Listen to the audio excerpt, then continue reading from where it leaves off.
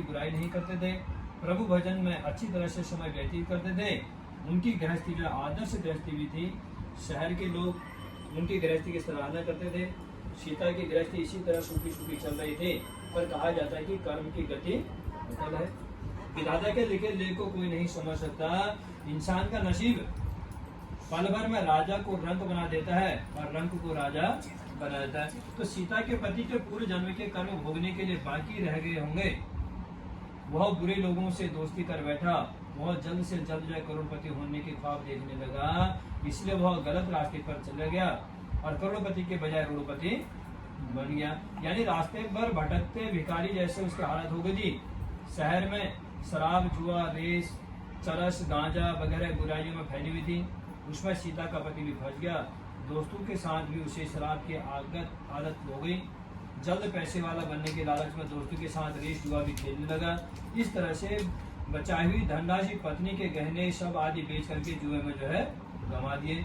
इसी तरह से एक वक्त ऐसा भी था कि वह सुशील पत्नी सीता के साथ मजे में रहता था और प्रभु भजन में सुख शांति से जीवन व्यतीत करता। इसके बजाय घर में दरिद्रता, भूखमरी फैल गई। सुख से खाने के बजाय 2 वक्त का भोजन के लाले पड़ गए और सीता को पति गांजा खाने का वक्त आ गया था। सीता सुशील संस्कारी स्त्री थी। उसको पति के बर्ताव से बहुत दुख हुआ, किंतु वह भगवान पर भरोसा करके बड़ा दिल रख करके दुख सहने लगी। कहा जाता है कि सुख के पीछे दुख और दुख के पीछे सुख आता है, अर्थात इसलिए दुख के बाद सुख आएगा ही। ऐसी आशा के साथ सीता प्रभु भक्ति में लीन रहने लगी। संतान न हो तो उसे संतान की प्राप्ति होती है। सौभाग्यवती स्त्री का सौभाग्य अखंड रहता है। कुमारी लड़की को मन भावन पति मिल जाते हैं। सीता यह सुनकर के जो है आनंदित हो गई। फिर पूछा कि माँ, अपने वैभव लक्ष्मी का व्रत जो शास्त्रीय विधि बतलाई है वैसे उसे मैं अवश्य करूंगी, किंतु इसका उद्यापन किस तरह से करना चाहिए यह भी कृपया करके मुझे बतलाएं। तो माँ जी ने कहा कि 11-21 जो मन्नत मानी हो उतने शुक्रवार को यह वैभव लक्ष्मी व्रत को पूरी श्रद्धा और भावना से करना चाहिए। व्रत के आखिरी शुक्रवार को जो शास्त्रीय विधि के अनुसार उद्यापन विधि करनी चाहिए वह मैं तुम्हें बताती हूँ। आखिरी शुक्रवार को खीर या नैवेद्य रखें। पूजन विधि जैसे हर शुक्रवार को करते वैसे ही करनी चाहिए। पूजन विधि के बाद श्रीफल फोड़ें और कम से कम 7 कुंवारी या सौभाग्य स्त्रियों को कुमकुम का तिलक करके वैभव लक्ष्मी का व्रत को एक पुस्तक उपहार में देनी चाहिए। सबको खीर का प्रसाद देना चाहिए। फिर धन लक्ष्मी स्वरूप, वैभव लक्ष्मी स्वरूप या माँ लक्ष्मी की छवि का प्रणाम करें और माँ लक्ष्मी जी का यह स्वरूप वैभव देने वाला होता है। प्रणाम करके मन ही मन भावुकता से माँ की प्रार्थना करते वक्त कहें कि हे माँ, हे धन लक्ष्मी माँ, मैं वैभव लक्ष्मी, मैंने सच्चे हृदय से आपका व्रत वैभव लक्ष्मी व्रत किया, पूर्ण किया है। तो हे माँ, हमारी जो मनोकामना है वो पूर्ण करें, उसको पूर्ण करें, हम सबका कल्याण करें।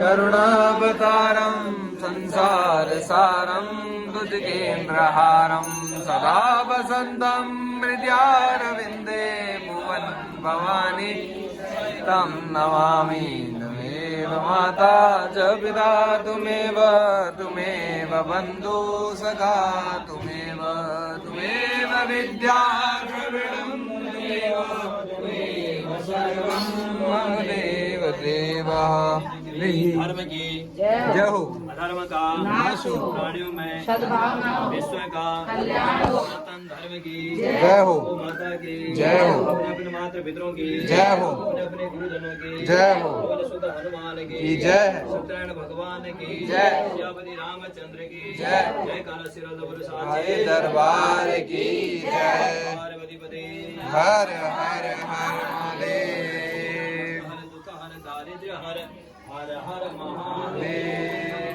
अपनी जगह 4 परिक्रमा करिए। आज देखो माता की जय। आज इतने देवियों को बुला रखे हैं, इनके चरण धो रहे हैं, इन चरणों में इनको आशीर्वाद भी दो। जब इनकी इच्छा पूरी हो जाए तो इनके मन में इच्छा पूरी हो जाए और सारा दिन हो जाए और आप लोग ढाबड़ लेके आ जाए।